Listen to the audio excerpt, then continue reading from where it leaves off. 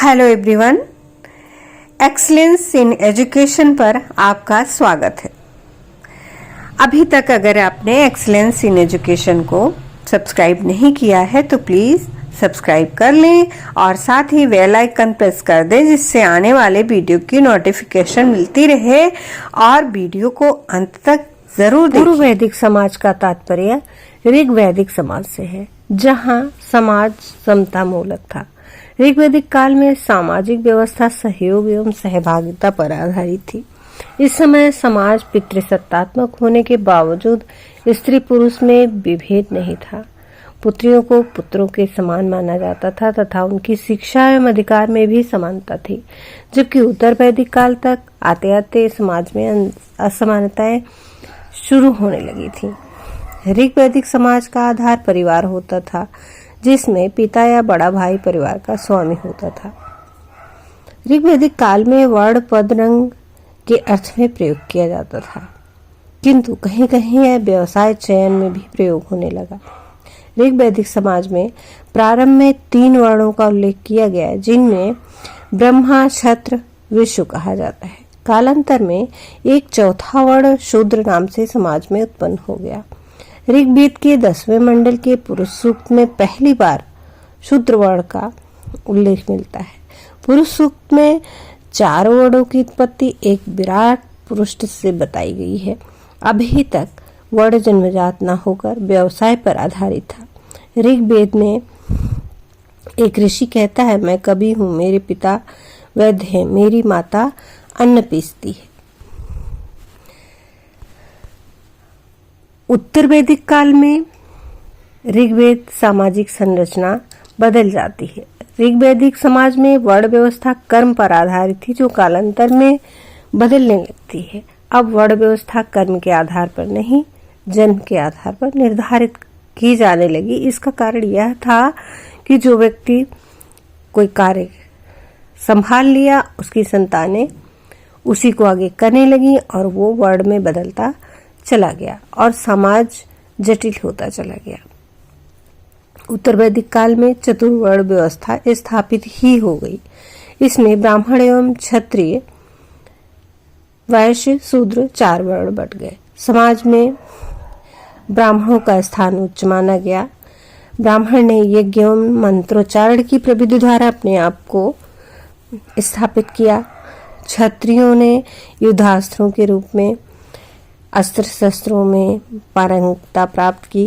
वैश्यों ने व्यवसाय को धारण किया। शूद्रों ने समाज के अन्य कार्यों को। आजकल ब्राह्मणीय शिक्षा की बहुत बात होती है कि ब्राह्मणों का वेदों पर अधिकार था, ब्राह्मणों का शिक्षा पर अधिकार था। ऐसा क्यों कहा जाता है? आइए आज इसी के विषय में बात करते हैं। वस्तुतः उत्तर वैदिक काल युग ब्राह्मणी शिक्षा का कहा जाता है। उत्तर वैदिक कालीन युग का प्रारंभ ऋग वैदिक युग के अंत से होता है तथा बौद्ध एवं जैन धर्म के प्रारंभ पर होता है। उत्तर वैदिक कालीन शिक्षा की अवधि सामान्यतः 1400 ईस्वी पूर्व से लेकर 200 ईस्वी पूर्व तक मानी जाती है। इस 1200 वर्ष के लंबे समय में प्रचलित शिक्षा प्रणाली का समुचित अध्ययन करने हेतु इस युग को हम 2 भागों में बांट सकते हैं। उपनिषद काल 1400 ईस्वी पूर्व से 600 ईस्वी पूर्व तक, शूद्र काल 600 ईस्वी पूर्व से 200 ईस्वी पूर्व तक। वैदिक काल में शिक्षा का उद्देश्य जहां भौतिक बंधनों से मुक्ति व मोक्ष प्राप्ति था, वहीं उत्तर वैदिक काल में धीरे धीरे साधना के क्षेत्र, यज्ञ, हवन आदि पर बल दिए जाने से पुरोहित प्रणाली का उदय हुआ और इस काल को उपनिषद काल कहा जाने लगा। उपनिषद का अर्थ ब्रह्म विद्या से है। ब्रह्म शब्द की व्याख्या की प्रधानता के कारण ही इसे ब्राह्मणीय शिक्षा का काल कहा जाने लगा। ऐसा नहीं था कि सिर्फ और सिर्फ ब्राह्मण ही इस पर कब्जा जमाए बैठे थे। यह तो भ्रमित करने की बातें हैं।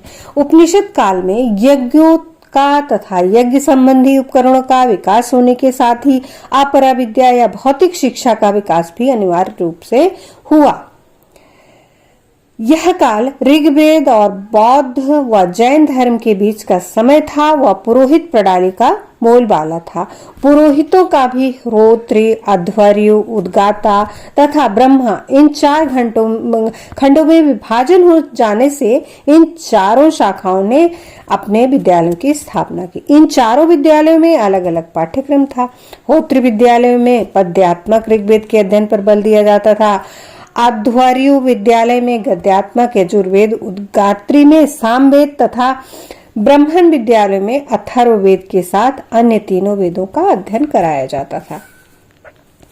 उपनिषद काल में याज्ञिक क्रिया का मुख्यतः विकास होने से छात्रों को ऐसा ज्ञान प्रदान कराया जाता था जिससे वह याज्ञिक क्रियाओं का सम्यक निरीक्षण कर सके। किंतु छात्र इस याज्ञिक प्रणाली को कंठस्थ करना ही शिक्षा का एकमात्र उद्देश्य समझने लगे थे। परंतु ब्राह्मण व आरण्यक जैसी पुस्तकों में हमें आत्मा, परमात्मा, जीव, सृष्टि तथा प्रलय आदि गंभीर विषयों पर महान विद्वानों व चिंतकों के अनुभव मिलते हैं। ब्राह्मण में ब्राह्मण द्वारा निर्धारित यज्ञादि विधियों का उल्लेख भी है, जिसमें यज्ञ की विधियों व विभिन्न मंत्रों के अर्थों की व्याख्या की गई है। परंतु यह व्याख्या जनसाधारण की भाषा में न होने से वेद मंत्रों व यज्ञों पर शिक्षित ब्राह्मणों का ही अधिकार हो गया। इसीलिए इसे ब्राह्मणीय शिक्षा कहा जाने लगा। उपनिषद कालीन शिक्षा का उद्देश्य था कि सत्य की खोज और ब्रह्म का साक्षात्कार करना। सत्य के द्वारा ही ब्रह्म को प्राप्त करने की चेष्टा के कारण सत्य रूप ज्ञान को ही ब्रह्म की अनुभूति का एकमात्र साधन समझा जाता था। शिक्षा का अपरा यानी भौतिक अंक लुप्त हो जाने से भौतिक विज्ञानों तथा शास्त्रों की अवनति हुई थी तथा इसे सांसारिक मायाजाल समझा जाने लगा था तथा शिक्षा केवल पराविद्याओं तक ही सीमित रह गई थी। उत्तर वैदिक काल यानी कि ब्राह्मणी शिक्षा काल में गुरु व छात्र संबंध लगभग वैदिक काल के अनुरूप ही थे। गुरु का स्थान ऊंचा था व उसका आदर सम्मान भी उसी प्रकार होता था।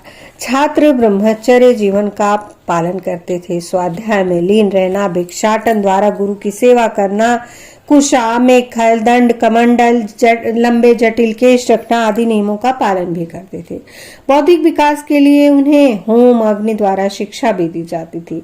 इस कार्य में वे मंत्रों का उच्चारण करना सीखते थे व इससे वातावरण भी शुद्ध होता था।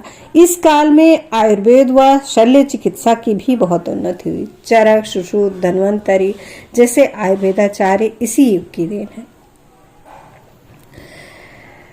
उत्तर वैदिक काल या उपनिषद काल या ब्राह्मणी शिक्षा काल में वैदिक काल में प्रचलित श्रवण, मनन, निधिध्यासन प्रणालियों का विकास करने के साथ ही स्वाध्याय प्रणाली का भी विकास किया गया।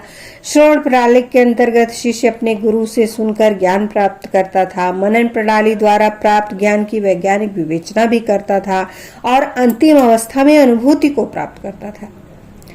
ब्राह्मणी शिक्षा काल में विकसित स्वाध्याय प्रणाली के अंतर्गत गुरु शिष्य को आवश्यक निर्देश व निर्देशन लेकर स्वाध्याय की प्रेरणा देते थे, क्योंकि ब्रह्म स्वरूप का समुचित ज्ञान केवल मात्र स्वाध्याय से ही संभव था।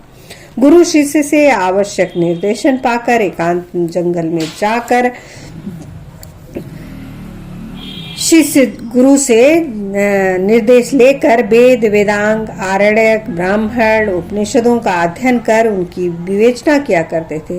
भृगु ने स्वाध्याय प्रणाली द्वारा 5वें प्रयास में जाकर ब्रह्म का रूप का साक्षात्कार किया था, जिसे उसके पिता ब्रह्मा ने निर्देशित किया था। और इसी प्रणाली द्वारा आरुणि ने अपने पुत्र श्वेत केतु को शिक्षा प्रदान की थी। ब्राह्मणी शिक्षा काल में प्रश्नोत्तर तथा वाद विवाद प्रणाली का भी पर्याप्त विकास हो चुका था। इनके अंतर्गत छात्र एक निष्क्रिय श्रोता न बनकर सदैव सक्रिय, सचेत व जागरूक सदस्य होता था। इस प्रकार छात्रों के मस्तिष्क को बाह्य सामग्रियों से अनुकूल करने हेतु प्राचीन भारत में दृश्य या मौखिक प्रविधियां, विमर्श, प्रश्नोत्तर, तालिका विधि, निदर्शन विधि, अन्वेषण विधि, परावर्तन विधि, रहस्यात्मक विधि, सूत्र एवं संन्यास विधि, नायक विधि कहा जाता था। संबोध विधि के माध्यम से प्रत्यय निर्माण कराया जाता था। शिष्य की क्रियाशीलता पर बल देने हेतु प्रयोग, अन्वेषण, आगमन तथा योजना आदि विधियां अपनाई जाती थी। शिक्षा संगठन के अंतर्गत अध्ययन अध्यापन हेतु नायक विधि का प्रचलन था, जिसमें शिक्षक की अनुपस्थिति में वरिष्ठ एवं मेधावी शिष्य कार्य करते थे, जैसे आज के काल में मॉनिटर होते हैं। इस प्रकार शिक्षा का रूप सैद्धांतिक के अतिरिक्त व्यवहारिक भी था। ब्राह्मणी शिक्षा काल में भौतिक प्रगति को हेय दृष्टि से देखे जाने के कारण न तो भौतिक विधाओं में कोई प्रगति हुई, न शिक्षा व्यवस्था में कोई स्थान प्राप्त हुआ। इस समय शिक्षा व्यवस्था में मुख्यतः आध्यात्मिक शिक्षा को ही स्थान प्राप्त होने से पराविद्याओं की अनेक शाखाएं विकसित होकर पाठ्य विषय बन चुकी थी। पराविद्याओं में चारों वेद, व्याकरण, गणित, दैव विद्या, नक्षत्र विद्या, ज्योतिष विद्या, क्षेत्र विद्या, नृत्य, संगीत, इतिहास, पुराण, निरुक्त, श्राद्ध, सर्प विद्या आदि प्रचलित थी। आध्यात्मिक विषयों की प्रधानता होने के बावजूद पाठ्यक्रम में लौकिक व धार्मिक विषय भी शामिल थे। स्त्री शिक्षा विषयक पाठ्यक्रम को बालकों की भांति बालिकाओं को भी उपनयन संस्कार के पश्चात धर्मशास्त्रों का अध्ययन कराया जाता था। लोपामुद्रा, विश्वधारा, सिक्ता तथा घोषा आदि ने ऋषियों की भांति ऋचाओं की रचना की थी। धार्मिक पाठ्यक्रम के अतिरिक्त कन्याओं को गृहस्थी संबंधी शिक्षा भी दी जाती थी, जिसमें कताई, बुनाई, सिलाई, घरेलू उद्योग, धंधे, संगीत, नृत्य, वादन की शिक्षा दी जाती थी।